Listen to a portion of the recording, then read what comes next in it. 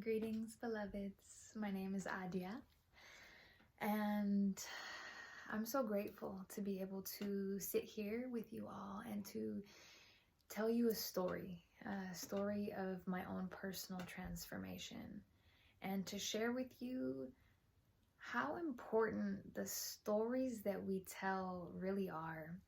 So, growing up, I witnessed a lot of chaos in my family environment, a lot of different forms of unhealthy relating dynamics, and in many ways I carried those unhealthy relating dynamics into my friendships and into my romantic experiences, really starting in high school. At the time, I was internally, of course, suffering a lot in high school. I was telling myself stories that I wasn't good enough, that I wasn't pretty enough, that I wasn't worthy. And all of this was so subconscious that I was telling myself these stories that essentially were creating my suffering and were allowing me to manifest people in my life that really mirrored those sentiments. So it was like, because I was telling myself I'm not good enough, I'm not worthy, the situations and people in my life were reflecting back that exact sentiment, that I wasn't worthy, that I wasn't good enough. And it took me years and years of suffering, very subtle suffering that I would never have acknowledged before.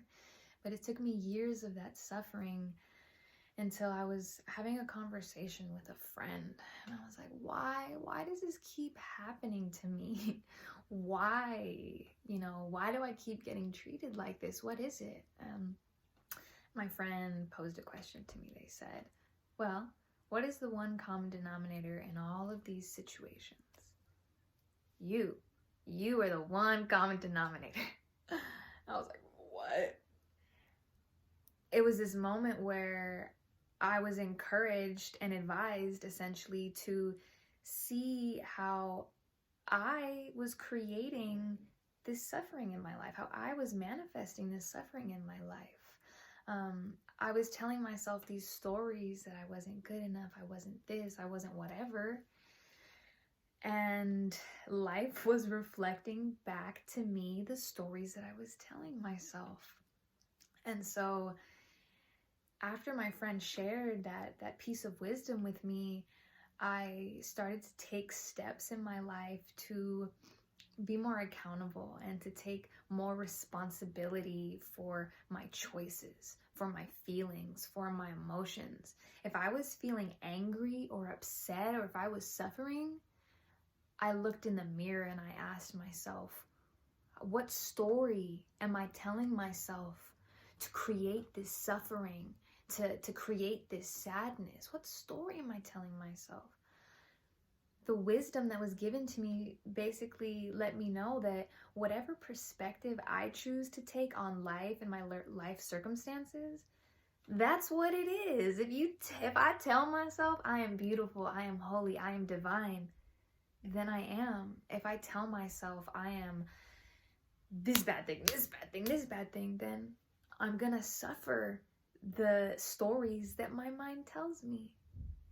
So I share this with all of you to say that, and to remind you how important it is to be mindful of the stories that we tell ourselves. Be mindful of the story that you tell yourself.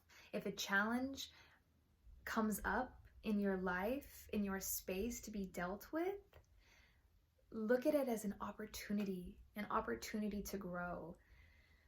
That's what changed for me in my life. When I started to look at challenges not as punishment from the universe, but as an opportunity for me to grow and to blossom, that's when everything changed. That's when my life became a beautiful adventure, something to be explored and learned from, and not something to, feel victim to.